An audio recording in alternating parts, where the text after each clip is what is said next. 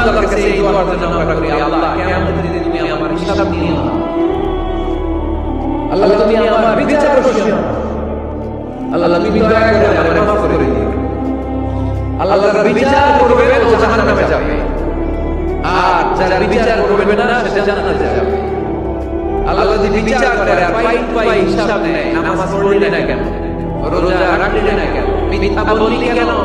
হাতে ভেজাল দিলি কেন, মাছে ফরমালিন দিলি কেন, যৌতুক খাইলি কেন, ঘুষ খাইলি কেন, উল্টা পাল্টা করলি কেন, জিনা করলি কেন, একটার পর একটা প্রশ্ন বাঁধে যে সেই ভয়ঙ্কর দিনে আল্লাহ আমাদের জর্জরিত করে আমাদের উত্তর আছে, সেখানে আমাদের বাঁচার কোনো উপায় আছে?